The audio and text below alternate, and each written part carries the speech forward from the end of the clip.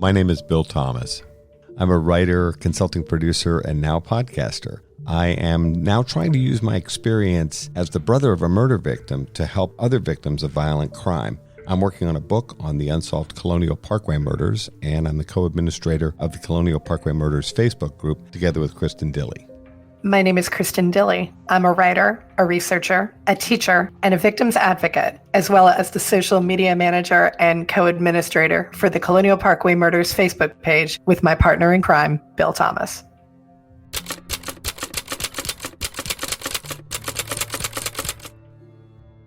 Welcome to Mind Over Murder. I'm Kristin Dilley. And I'm Bill Thomas. And we're happy to have you back for another episode of Mind Over Murder. We are continuing our coverage of the Colonial Parkway murders cases. We thought we'd talk about case number 4, the case of Annamaria Phelps and Daniel Lauer. One of the things we intended to do was talk about case number 4 and then begin to circle back and do some backfill with additional family members, including members of the Phelps family, as well as start to explore some of the gaps in our information. Talk about suspects, likely and unlikely, theories that law enforcement, media people, and the many thousands of people who have followed this case over the years have developed. We've got rabbit holes we can go down. We've got rabbit holes for days. Yeah, there's a lot of rabbit holes in this case. There are. I remember at one point you said you were going to put a sign over your desk that just said rabbit hole, because we did tend to go down them quite a bit when we first started working together. And I've even said recently, and we'll talk about this a little later today, that I'm actually beginning to wonder if the whole concept of the Colonial Parkway murders is in itself a rabbit hole. Now, for those people that think that all 4 of these double homicides are related, they may push back, and they're certainly entitled to their opinion. One of the things that it's worth mentioning up front here is just because Kristin Dilley or Bill Thomas think something doesn't make it so. And we don't always agree between the two of us. And folks that are listening to this podcast, and thank you for doing that, you don't have to agree with us either. We're just putting some thoughts down on paper or into the microphone, as it were. Casting them into the airwaves. Something like that. Pretty much.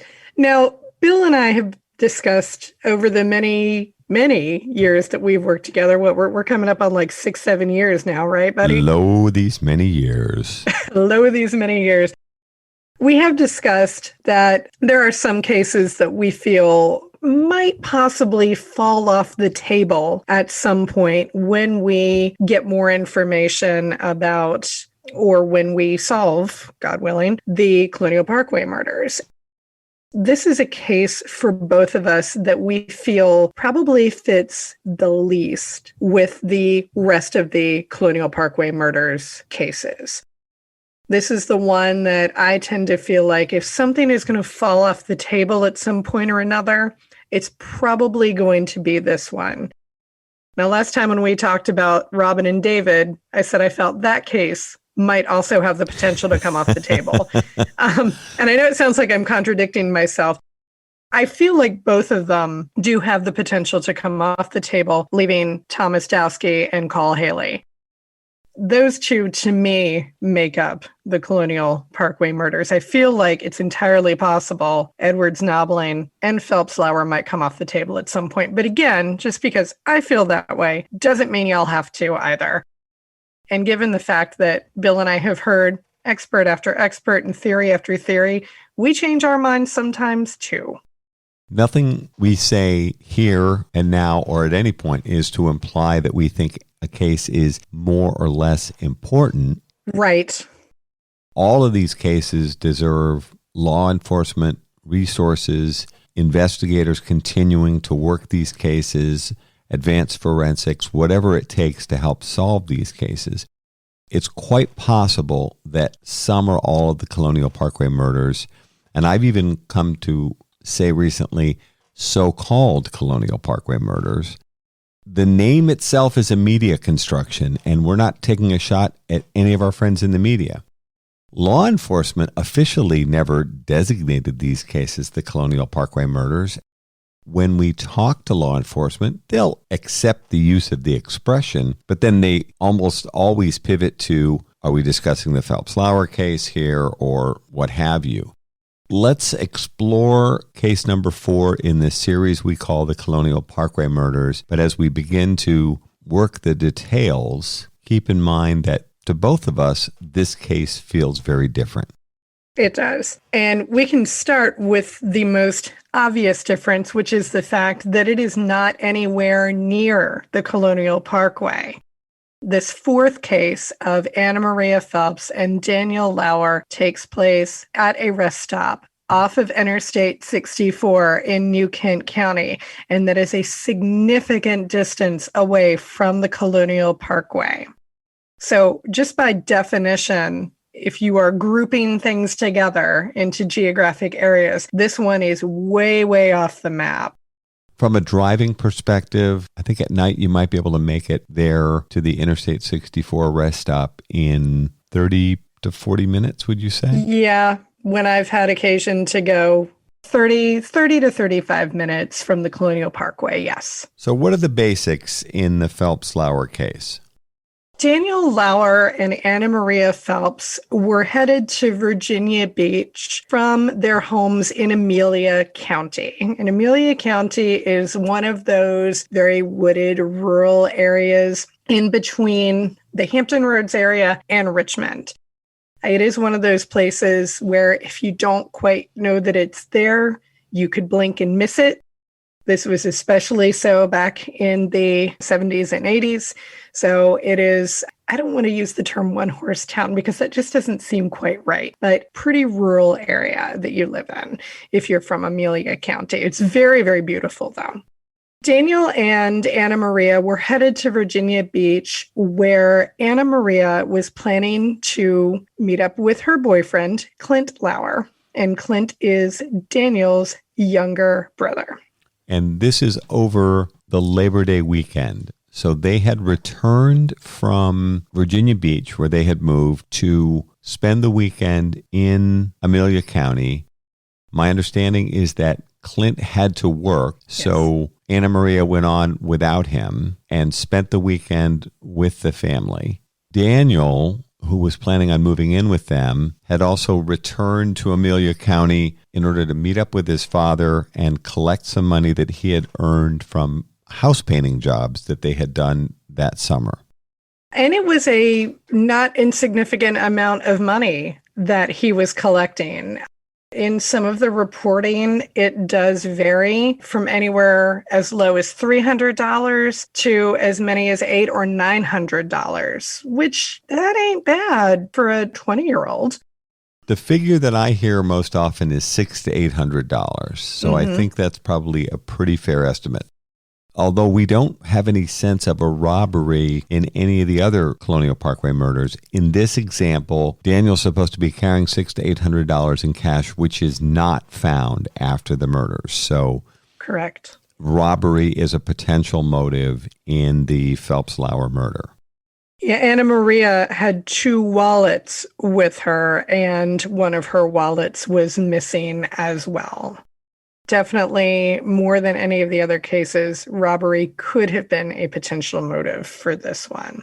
So Daniel was moving to Virginia Beach with his brother and Annamaria just to kind of help make ends meet, because Clint and Annamaria were doing pretty okay on their own, but life gets expensive. We shouldn't gloss over the fact that they were stepping out on their own at a very young age, moving to Virginia Beach, renting an apartment down there, and as we understand it, they were struggling financially. They were working burger flipping type jobs, so low-wage jobs, and they had struggled to pay the bills in Virginia Beach. As a matter of fact, the electricity had been turned off in the apartment. The idea of having Daniel join them was partially so that Daniel could help pay the rent. And of course, he's coming down with a nice chunk of change to help them get back on their feet, get the electricity turned back on. And then the idea was that Daniel was going to get a job down in Virginia Beach and help pay the bills. Exactly. So you've got a nice little influx of cash coming in with him. So Daniel and Annamaria left in a packed car. Daniel brought a lot of his stuff. In fact, he just kind of stuffed it into the car. They headed back to Virginia Beach from Amelia County. Now, a couple of items of note that will become important later on. Daniel had with him, among other things, a brown electric blanket. That will come into play a little bit later. Just keep that in mind. Of several of the things Daniel had in the car, he did have a brown electric blanket along with him. Picture this 1972 Chevrolet Nova, kind of a beater, definitely had seen better days, with the two of them in the front seat and the back seat full of his clothing in garbage bags. You know, he was bringing his stuff down from his parents' home in Amelia County down to Virginia Beach. And so not a lot of room in the back seat, filled with clothes and the blanket and other items so that he could get down there and help them starting as they headed into the fall. Talk about Daniel's car for a second, would you? I know you're not massive car guy, but you can probably describe a Chevy Nova better than I can. The Chevy Nova is an American classic. This one was a bit sad. It was still operational. It was gold with a fair amount of rust and some various repairs done to the car. Certainly fully operational and able to drive back and forth from the beach to Amelia County. As a matter of fact, when the car was found abandoned, one of the things that the police immediately looked at, especially given the condition of the car, was had they run out of gas or was the car failing to start? And the car ran perfectly fine. The car itself is, a fairly nondescript American car that has clearly seen better days. It was gold, though, was it not? Gold with some black? Gold and several other colors from different rust repairs and so on. But yes, I think we could say it was predominantly gold. Fairly distinctive, I would say. Yes. Now, in the television series, The Lover's Lane Murders, now keep in mind the producers, we were trying to recreate the environment that those cars were found in, but we did not have access to the actual vehicles. A Chevy Nova was used, but a much flashier former drag racing car in kind of orange was used as a substitute. That car was much more mint, as they would say in car circles, than Daniel's car. Do they still make Chevy Novas? Is that a thing? They've used the name on several different cars. They're very, very different now than they were. But that name, Nova, has been used for a number of years on several different types of Chevrolets. You're listening to Mind Over Murder. We'll be right back after this word from our sponsors. Who wants some brand new Mind Over Murder merchandise? You do, of course. And our friends at TeePublic have hooked us up with some great merchandise. There are Mind Over Murder T-shirts available in about 6 different weights. Female, male, soft, not so soft, something that looks like your old gym shirt. All of the above. And in any color that you want as well. The possibilities are limitless. And then we have tank tops, crew neck sweatshirts, which probably won't be big in July, but might be more popular, say, in October. Better for those cooler months. And also for cooler months, long sleeve T-shirts, baseball T-shirts, and you get to configure the color of the shirt and the color of your sleeves. You could do your entire women's softball team in Mind Over Murder T-shirts, baseball I like style. that idea. We've also got mugs available, magnets, stickers, laptop cases, phone cases, and tote bags. I'm going to order a couple of tote bags. I can take one every day of the week to school. We've got masks, which I hope we won't be wearing soon. Right? And wall art, notebooks, a pillow. I don't know if I need a Mind Over Murder pillow, but somebody else might love it. Perfect for your living room. And then for the younger crime fighters, we have kids T-shirts, kids hoodies, kids long sleeve T-shirts in a variety of colors. All of these things can be configured just about in any color you can imagine. And then my favorite, the Mind Over Murder onesie for the smallest crime fighters among us. So if you're interested in any of this great merchandise, take a look at the website at tpublic.com and type in Mind Over Murder Podcast. You can also look for links on our social media pages and in our show notes. We're back here at Mind Over Murder. So Daniel and Annamaria set out for Virginia Beach from Amelia County fairly late at night, and at that point, they fall off the map. We do know that they were at the rest stop on Interstate 64. We just sort of colloquially call it the New Kent County rest stop. Their car, Daniel's car, was ultimately found in the acceleration lane on the westbound side of the interstate, which is odd because they were heading eastbound toward Virginia Beach. So for some reason or another, they got turned around. Their car got turned around. Their car got moved. We don't know what happened to it precisely, but their car was found in the acceleration lane at the New Kent County rest stop. It was sort of half on, half off the pavement, and a roach clip with feathers was found on the driver's side window, which was partially rolled down. Now, according to reporting, Daniel did have that roach clip in his car regularly, like that was a decorating feature, but it was generally on the mirror as opposed to on the side of the window. That had been moved, and I know investigators later felt that that was a taunt by the killer. I don't know how much stock you want to put into that, but there it is. Nothing had been moved out of the car at first, but then there was noted that, for example, that electric blanket that we were talking about was gone. Annamaria's second wallet was gone, and of course, Daniel's cash was gone as well. And neither of them were inside the car when it was found. Our interviews with the Phelps and Lauer families over the years indicate that Annamaria and Daniel headed out sometime fairly late in the evening when the news had come on. So that's 10 p.m. or more likely 11 p.m. back then. 11 probably, yep. And so they got a late start, and it would take several hours to drive to Virginia Beach.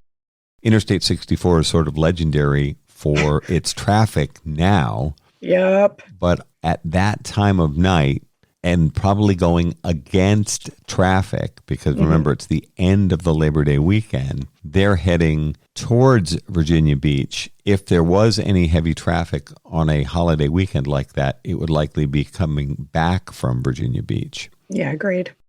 It's interesting to note, and we'll try to put up some links to photographs and descriptions in our show notes. There are two rest stops opposite each other. They are more or less mirror images. And Interstate 64 at that point is 2 lanes in each direction with a grassy median strip with some woods in between the 2 mirror image rest stops. But it would be possible to walk or run fairly quickly from one rest stop to the other. A number of listeners have asked us, is there video available? And you have to remember, in 1989, there is not a lot of surveillance camera equipment being used at rest stops. I find it interesting, and the first time I went there years ago to look at the rest stop, the car is positioned so that it's parked probably about as far away as you can possibly be physically from the buildings there. You know, the women's room, the men's room, the little place where you put the money in and get your soda and snacks. There's nobody on staff there at night. Right. And some people know these rest stops now because I think it's the one that's on the westbound side has the big LOVE statue. Remember that slogan, Virginia is for lovers? Yep. That was a big thing. So a lot of people think of this rest stop as a place they stop on the way typically down to Virginia Beach, and they know it from that love sculpture.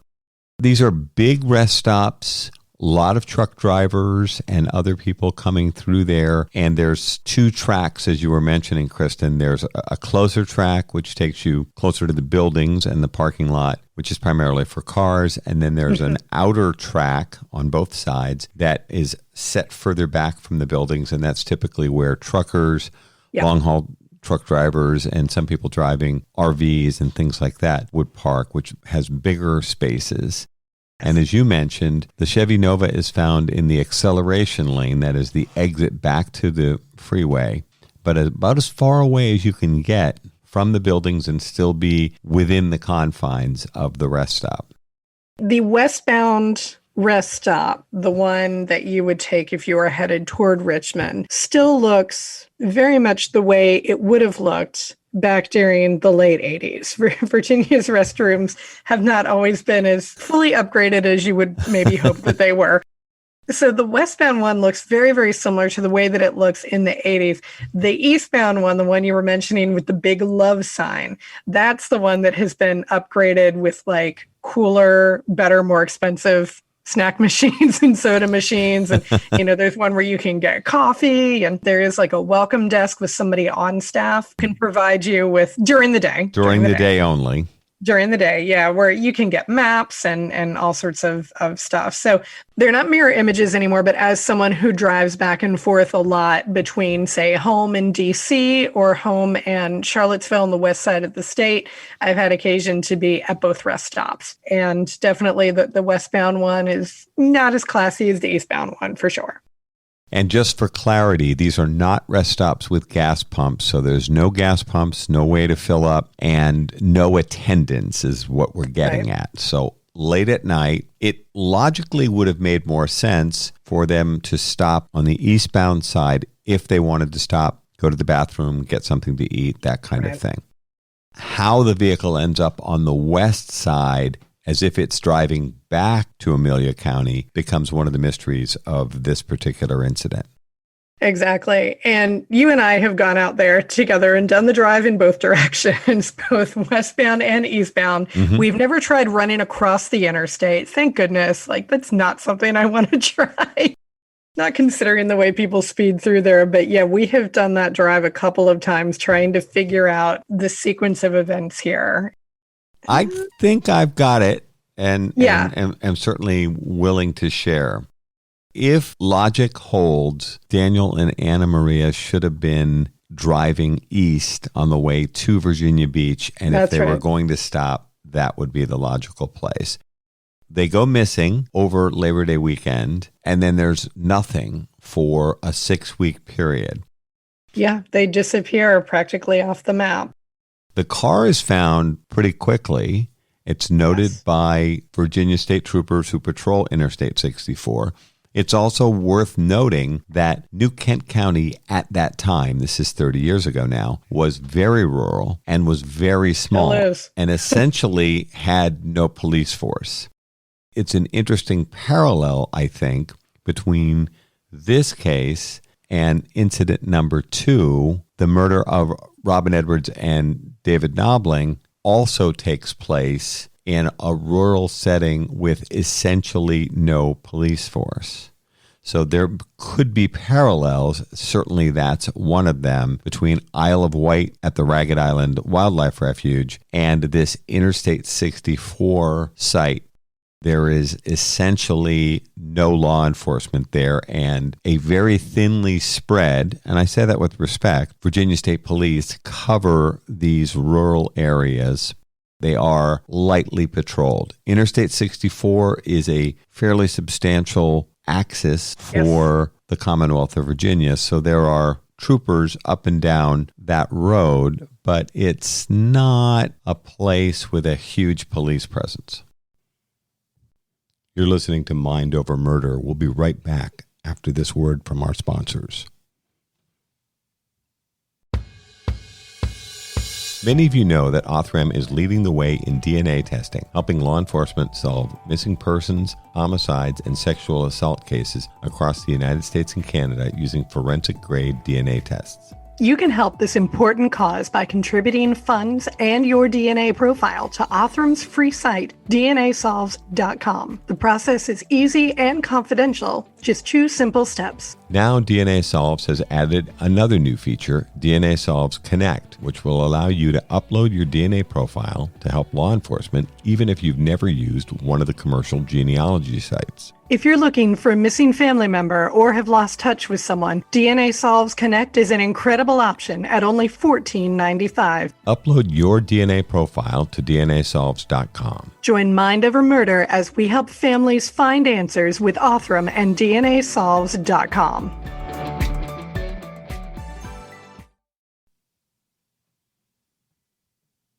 We're back here at Mind Over Murder. And even now, 2021, it is very dark at night. There are not terribly many streetlights out there. So you are pretty much, when you're headed down Interstate 64, some of the reporting has drawn parallels between how it looks on the Colonial Parkway at night and how it looks on 64 at night. Very dark, wooded, not a lot of opportunities for other lights other than that of other drivers. There is not much in the way of gas stations or other businesses. If you do want to use the restroom, or if you need something, if your car has broken down, you don't have a lot of options, unfortunately, other than a rest area. I had the misfortune of breaking down in what I call the no man's land between Williamsburg and Richmond when I was in college. And thank goodness, a very kind Good Samaritan pulled up. That was in the day before I had my own cell phone. This was 2000. Right. I had no cell phone. Car broke down. Very scary. Extremely scary. It is not a place where you want to break down. It is very dark. It is very rural. We know our listeners like to get some of the particulars of geography down, which is why I'm trying to give you some context here. So following the disappearance, the Phelps and Lauer families, working with the Virginia State Police, put out an APB. They were looking for the two missing young people. They'd found the car on the wrong side of Interstate 64, as we discussed. They actually raised $7,000 as reward money for information leading to the recovery of these two young people. And of course, it got a fair amount of coverage, particularly since this is now the fourth incident in what came to be called the Colonial Parkway murders. There was a good deal of discussion in area media, television, radio, newspapers about these missing young people, and a pretty extensive search was conducted. During the search of Interstate 64, another body was found. Yes. But it turned out to be another homicide victim unrelated to the disappearance of Phelps and Lauer. I was reading in A Special Kind of Evil by our friend Blaine Pardo the rather disconcerting fact that there were a number of homicide victims that had turned up on Interstate 64 during that period. In fact, one of the Virginia State Police investigators was quoted as saying, there were a lot of killers out there and thus a lot of body dumps. And that just kind of blew my mind. I was like, wait, what? That's more than one killer? That's crazy. There were a lot of bodies turning up during that time period. But ultimately, on October the 19th, Daniel and Annamaria's remains were found off of a logging road in New Kent County, not terribly far from that rest area as the crow flies. A group of hunters were hunting turkey that fall in an area of wooded land that was owned by a hunt club. This featured some of these old logging roads that cut through, and there are stands, that is, platforms built up in some of the trees so you can get up above to see various animals that you might be hunting. And a group of turkey hunters were making their way through that mid-October forest, and they stumbled upon two bodies lying side by side off a logging road. This is where the missing blanket comes into play. Yes, they were covered with an electric blanket. And at that point, of course, due to 6 weeks having passed, they were skeletonized. And so it was quite hard for the medical examiner to make a determination as to cause of death. There was a chip on the finger bone belonging to Annamaria that was determined to be a knife wound only after that finger bone was sent to the Smithsonian Institute to be looked at by a specialist who then determined that this was from a knife slice. It was a defensive wound, very likely. But there were no chips or anything else on Daniel's body. The assumption was perhaps he was shot and it had been a through and through injury. There were no chips on the bone. We don't really have an official cause of death for Daniel and Annamaria. We know the knife was used on Annamaria, but really nothing else beyond that. Virginia State Police took the lead in the investigation. As we mentioned, New Kent County didn't really have any law enforcement, but the Commonwealth of Virginia chief medical examiner was on scene and is visible in the crime scene photos. A very careful analysis was done. Unfortunately, due to extremely wet and hot weather for the 6 weeks, as Kristin mentioned, the bodies were in a very advanced state of decomposition. Essentially, they were down to bones, which is fast, but they also think the coverage with the blanket may have actually accelerated that decomposition. Yeah. Without getting too graphic, animals had also gotten into the bones, and so the bones were scattered around. In the crime scene photos, though, you can clearly see the skulls and a very limited amount of clothing. It looks like it might be jeans or something like that is visible.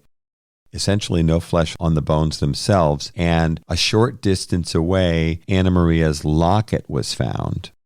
She had pictures of her 2 nephews in that locket, and it was just the locket that was found, not the chain. And so investigators weren't entirely sure what to make of that. The theory was put forward that maybe the chain was cut off of her neck, but it was just the locket that was found.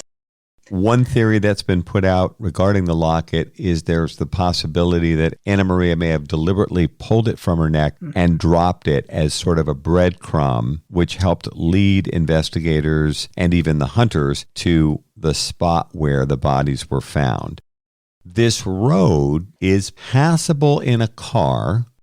It had been extremely wet that fall, as we mentioned, and so there's a very rutted road, but it might have been possible for the Chevrolet Nova to be driven up that path. Investigators have told us that they do not think this is a setting that someone would have stumbled upon, that whoever left them there knew about this road. This wasn't a place that you would just happen upon. As we talked about Interstate 64, if you were driving eastbound, that is towards Virginia Beach from Amelia County, this would have been at the next exit east of the rest stop. And the New Kent Courthouse exit. When you come down to the bottom of the ramp, if you turn right, that takes you to New Kent Courthouse, which is the community. If you turn left there, you go under Interstate 64, and you continue on a state highway, but pretty lightly traveled, a bit more built up now. Back then, it was pretty much woods on both sides of the road, and then this dirt road leading to the Hunt Preserve and these old logging roads would have been on the right-hand side, a quarter mile or so from the interstate. Kristin, as you mentioned, it's about a mile as the crow flies from the rest stop to the place where the bodies were found. It's very unfortunate. In the search over the 6 weeks, the bodies were never found, but the search had mostly focused on the Interstate 64 corridor, and then the Virginia State Police did flyovers with airplanes. Again, the leaves would have still been fully leafed out. And so they wouldn't have seen anything from the air. It's unfortunate that the bodies were only about a mile away, but the search didn't extend that far down New Kent County Road. Considering that we just gave you very detailed directions as to where this is, we do want to specify this is private hunt club property. You do not want to go there. I know that we have people who occasionally will email us and say, hey, I'm going to take some photos. I'm going here, going there. Do not go to this hunt club. It is private property. And we cannot stress this enough. In any of our descriptions, we are not encouraging people to trespass. Precisely. Several of these places are public and open. This particular space is not open to the public, and it is clearly marked, no trespassing, and now has a gate across, whereas before it would have been pretty easy to drive in there. But now it's very clear. There's a chain across the road, and It's clearly marked, no trespassing, and we suggest that anyone that's interested adhere and respect these trespassing rules. Exactly. Also, keeping in mind this is a hunt club, it could be dangerous for you to trespass into that area, so please do not do so. There is one aspect of this case that it's important to mention, but as always, we are not interested in naming names of people of interest, suspects, anyone who has been looked at. We don't feel like that's fair, so we will not be mentioning the names of these people, but there were 2 individuals and a child who were traveling from Virginia Beach to Amelia County with Daniel and Annamaria. When they left Virginia Beach on that particular weekend for Daniel to go back and pack up his stuff and Annamaria to see her family, there were several friends who traveled with them, 2 adults and 1 child. Now, these 2 individuals, a married couple, were aware of the fact that Daniel was going to be collecting a large amount of money. In particular, the husband's behavior after the murders was extremely odd. I don't think there's much way around that. He pulled a bit of a disappearing act. He was very difficult to find. He made claims later that he was gambling with a group of African American gamblers, and yet this guy was known to have racist views. So this story that he was disappearing for a couple of days of drinking and gambling with a group of African American men seems unlikely at best.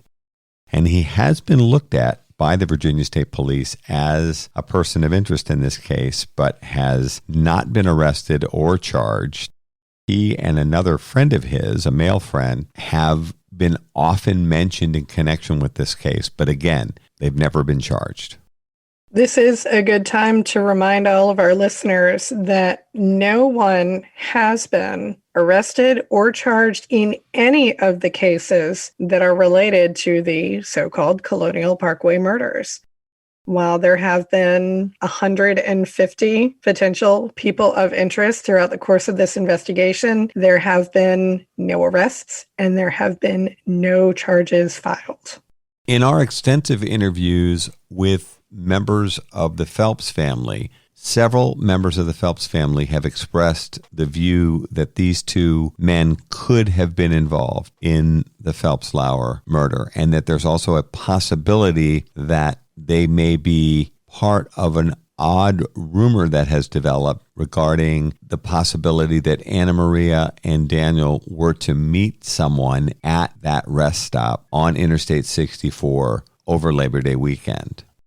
Steve Spingola, in his investigation of the Colonial Parkway murders, together with members of the Phelps family, uncovered a note that appeared to indicate that Annamaria and Daniel were planning on meeting someone at the rest stop. There's a possibility there may have been a low-level drug deal, keeping in mind that they were down in Virginia Beach, where there's often a large college population. And so, for example, if they were interested in buying pot for possible resale down in Virginia Beach, and Daniel is carrying a large amount of cash, that possibility exists. We are not saying that there was a drug transaction. We don't know that.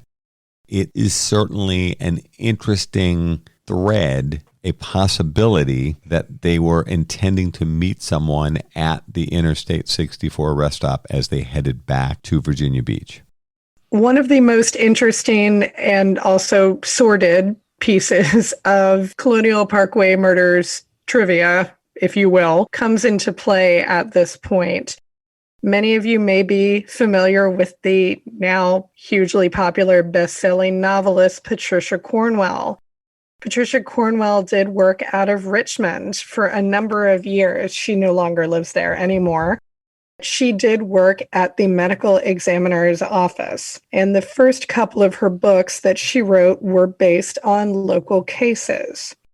Her novel, All That Remains, dealt with the Colonial Parkway murders. She never named it as such, but her best-selling character, Dr. Kay Scarpetta, who was the fictional chief medical examiner of Virginia, is called into the scene of 4 different double homicides of couples, all under very similar circumstances to these 4 cases.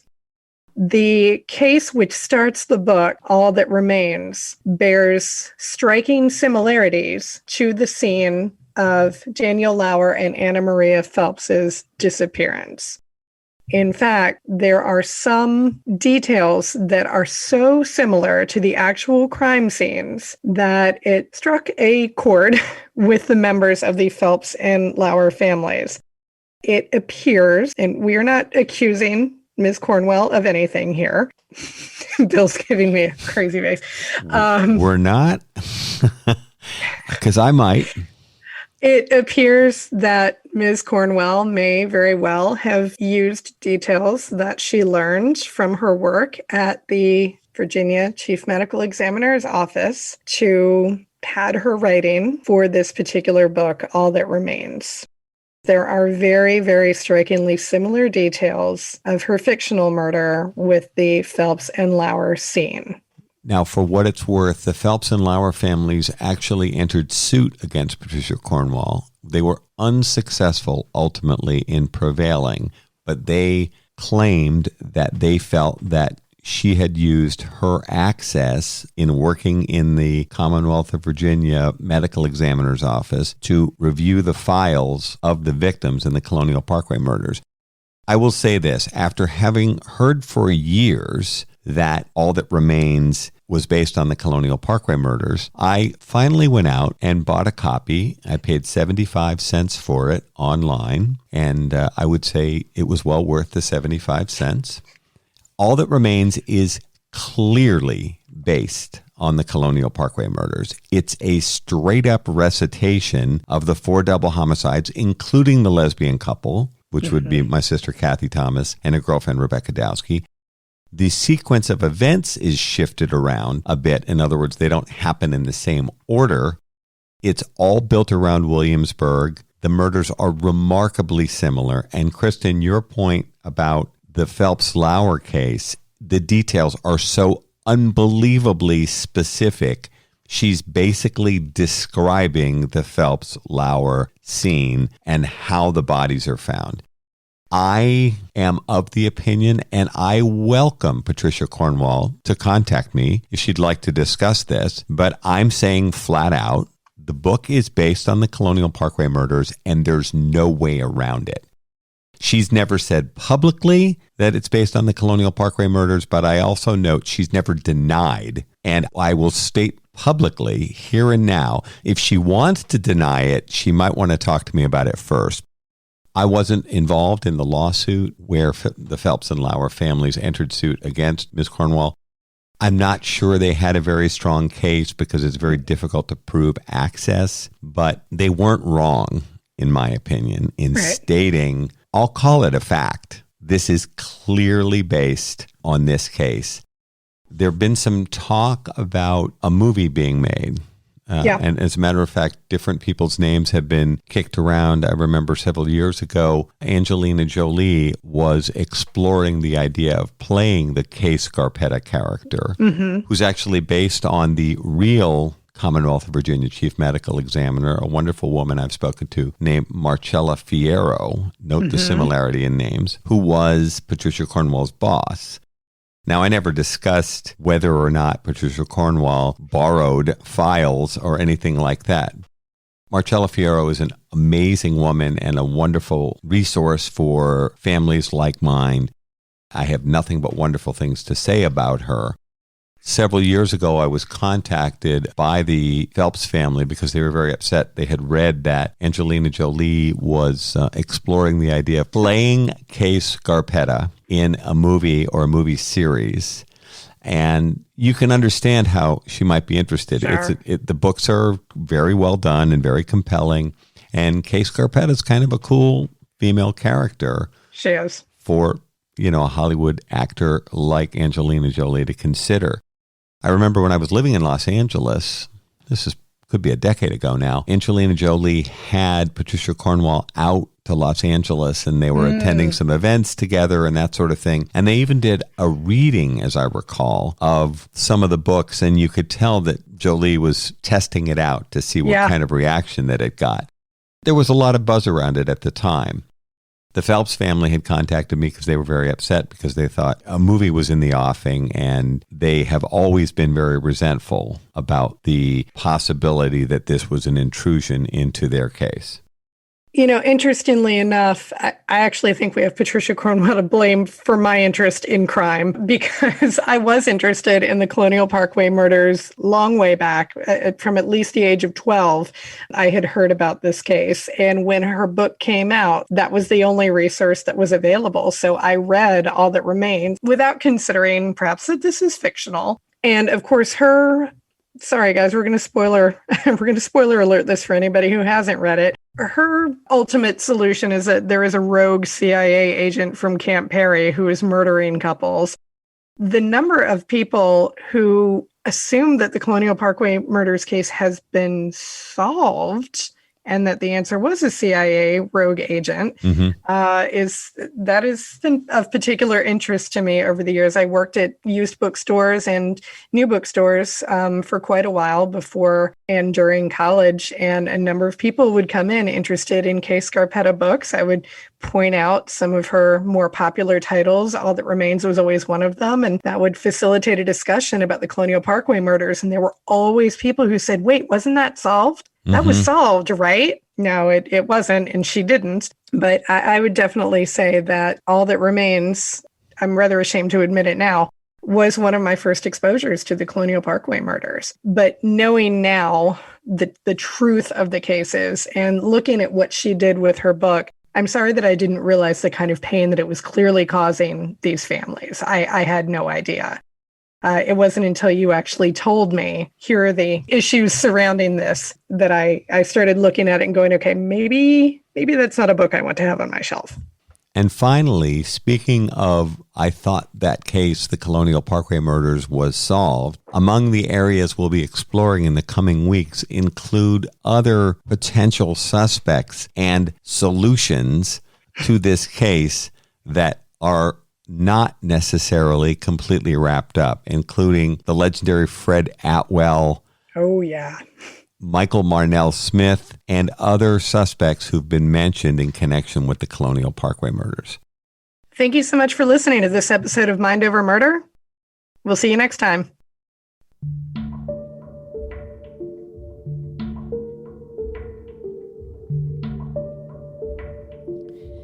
Mind Over Murder is a production of Absolute Zero and Another Dog Productions. Our executive producers are Bill Thomas and Kristin Dilley. Our logo art is by Pamela Arnois. Our theme music is by Kevin MacLeod. Mind Over Murder is distributed in partnership with Crawlspace Media. You can follow us on Facebook, Twitter, or Instagram. You can also follow our page on the Colonial Parkway Murders on Facebook. And finally, you can follow Bill Thomas on Twitter at BillThomas56. Thank you for listening to Mind Over Murder.